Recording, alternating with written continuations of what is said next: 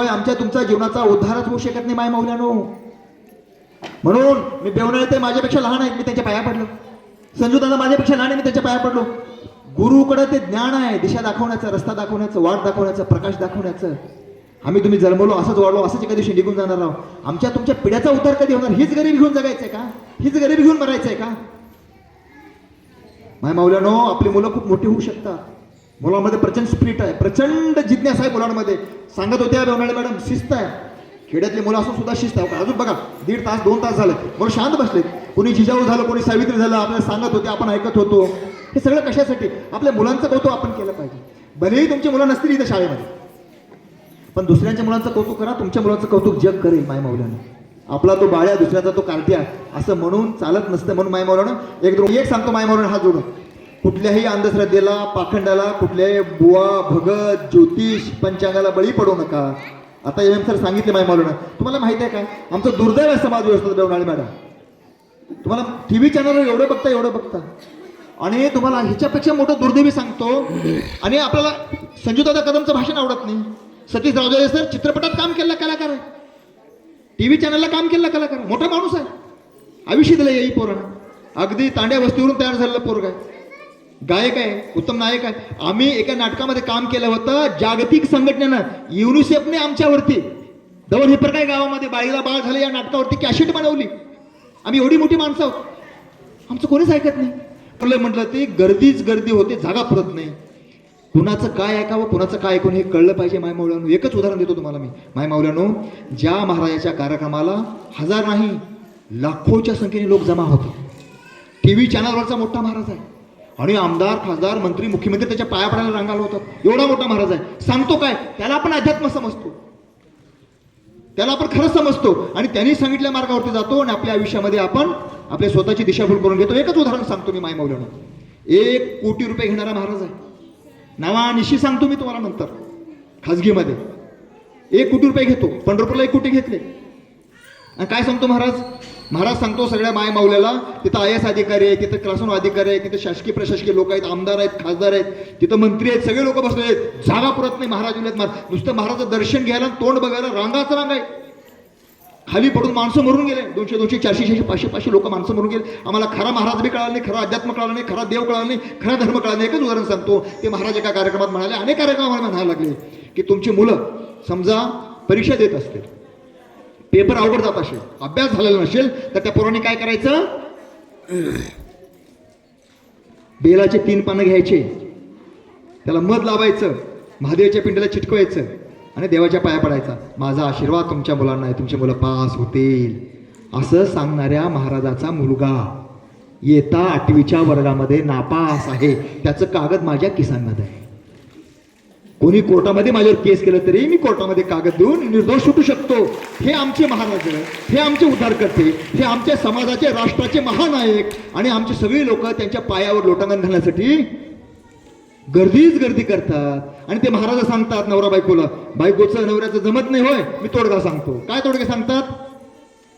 पंचारती घ्या, कापूर जाळा, धूप जाळा, उदबत्त्या जाळा, बाथरूम मध्ये फिरवा, संडास रूम मध्ये फिरवा, खिडकीत फिरवा. शेजारी त्याला त्रास होतोय का, तिचं वाटोळ होण्यासाठी तिच्या खिडकीच्या पलीकडे फिरवा. हे तोडगे आणि हे महाराज आमच्या डोक्यात एवढे जाऊन बसलेत. आम्हाला गाडगे बाबा कळणार, आम्हाला तुकडोजी महाराज कळणार, आम्हाला तुकाराम महाराज कळणार, आम्हाला ज्ञानेश्वर माऊली कळणार. खरं तर मला जो विषय दिलेला होता, माझा मराठीची बोलू कौतुके, तरी अमृतात ही पैजा जिंके, ऐसे अक्षरे रसिके मिळवीन, हा विषय दिलेला होता. परंतु इथलं वातावरण बघून दादा मला म्हणाले की सर विषय वेगळा घ्या. मी ऐन टायमाला वेगळा विषय घेतला. आपला ज्ञानेश्वर माऊली कळाली का? नाही कळाली. तुकोबा कळाले का? साध्य ते असाध्य करिता सायास कारण अभ्यास तुका म्हणे. तुका महाराज म्हणतात की अभ्यासाशिवाय जगामध्ये कुठलीही गोष्ट साध्य होत नाही. ह्या सगळ्या खोट्या आणि भामकर गोष्टी सांगणारा महाराज किती रुपये कमवतो? 2 दिवसाला 3 दिवसाला 1 कोटी रुपयाचे पोते भरतो. वरून दक्षिणा वेगळा, पाया पडतानाचा मलिदा वेगळा. आणि आमच्या सगळ्या भोळ्या भाबड्या वेडे वाकडे हे सगळी माय माऊल्या, हे भाबडी लोक त्यांच्या पायावर दक्षिणा टाकतात, पाया पडतात, पैसे देतात आणि घराकडे रिकामे येतात. सोबत काहीच घेऊन येत नाहीत. अंधश्रद्धा, अज्ञान, पाखंड, शोषण आमच्या घराकडे आम्ही घेऊन येतो. हा खरा धर्म आहे. गाडगे बाबा आणि कर्मी भाऊराव पाटील गावागावात जायचे, तांडे वस्तीवर जायचे, अनवाणी पायाने फिरायचे आणि लोकांना सांगायचे, अरे बाबांनो कर्मवीर भाऊराव पाटलांनी शाळा काढल्या, शाळेत पाठवा, शाळेत पाठवा, शाळेत पाठवा. गोर गरिबाची मुलं, तांड्या वस्तीवरची मुलं, लमण्याची पोरं, दनगराची पोरं, साळी माळी कोळी गोंधळी लोहार चांबार ढोर मार मांग असल्या 18 पगड जातीच्या पोरांना कर्मवीर भाऊराव पाटलांनी शिकवलं. त्यांच्या नावावर 450 शिक्षण संस्था आहेत. गाडगे बाबाच्या नावानं 450 शिक्षण संस्था आहेत. आणि प्रदीप मिश्राच्या नावानं किती शिक्षण संस्था आहेत सांगा बरं मायामावली. तुमची मुलाखत घेतो लाईव्ह चालू.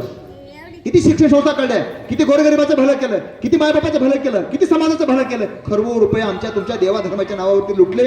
हा धर्म नाही मावल्यानो. आणि म्हणून आमची तुमची वाट इकडं.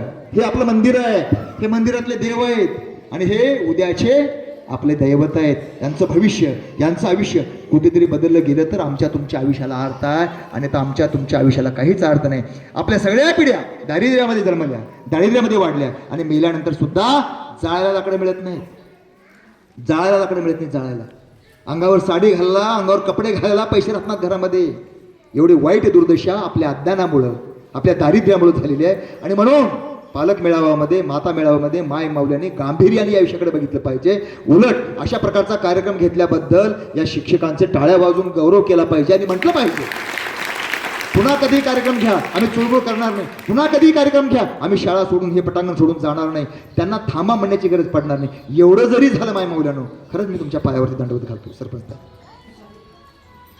अहो महिलांमध्ये प्रचंड ताकद असते. जग बदलता येतं. हे सावित्रीबाई फुले दगड धोंडे खाल्ल्या, शेण अंगावर घेतल्या. नाही ते दुष्ट समाजाने दिली, नाही ते अपमान केला, जीव मारण्याची धमकी दिली,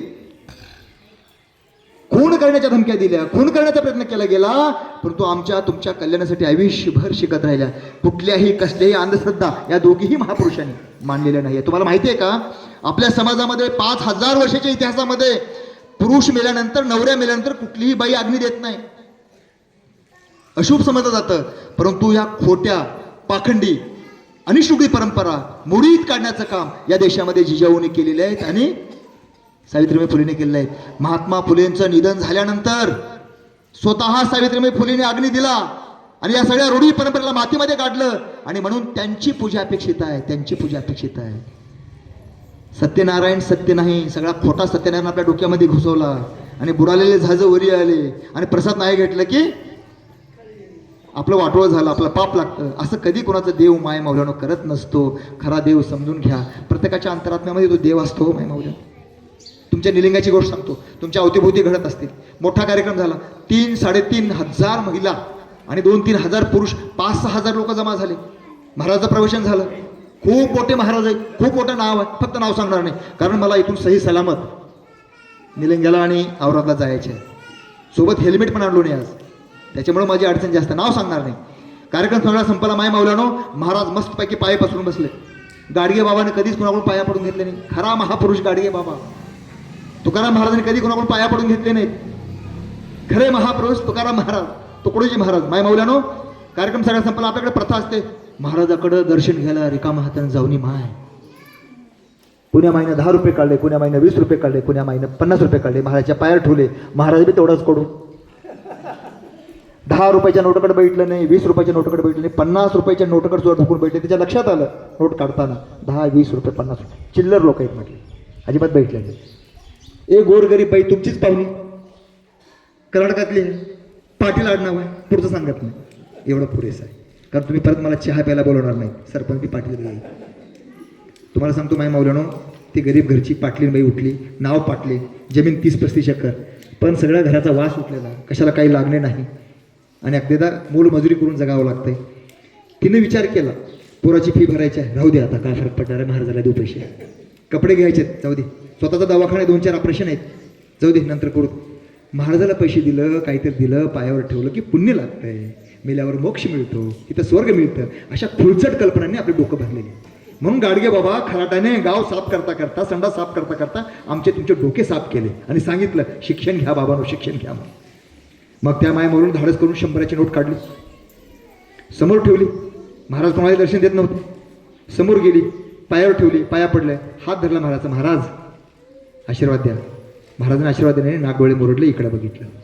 त्या बाईला एवढं वाईट वाटलं. ती म्हणाली, सर मी खूप जीव मुठीत धरून कष्टानं 100 रुपये महाराजाच्या पायावरती ठेवले होते, मला एवढं वाईट वाटलं, एवढं वाईट वाटलं, महाराजांनी मला आशीर्वाद दिला नाही. आणि तुम्हाला सांगू का सर म्हणे, माझ्यानंतर मारवाड्याची एक बाई आली, पर्समधून हिरवीगार 500ची नोट काढली, महाराजच्या पायावर ठेवली. महाराज काहीच न म्हणता, बाई तुझं कल्याण हो, तुझं कल्याण हो.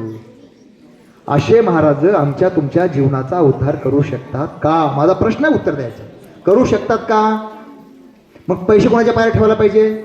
आपल्या लेकराच्या पायावर ठेवून त्याला वळून त्याला शाळेत पाठवायचं, पुस्तक घेऊन द्यायचं, दप्तर घेऊन द्यायचं, कपडे घेऊन द्यायचे, गणवेश घेऊन द्यायचं, तर आपल्या कुटुंबाचा उद्धार होते. आपल्या कष्टाचा घामाचा पैसा करोडो रुपये लुटणाऱ्या लोकांच्या पायावरती नको. जे साधू संत, जे महाराज लोकांचं कल्याण करतात, दवाखाने चालवतात, शाळा चालवतात, आश्रम चालवतात, यांच्या पायावरती अवश्य पैसे ठेवा. पण माणूस ओळखायला शिका. खरा कोण, खोटा कोण. माय मावलानो, याच्यामध्ये धर्म नसतो, हे लक्षात घ्या.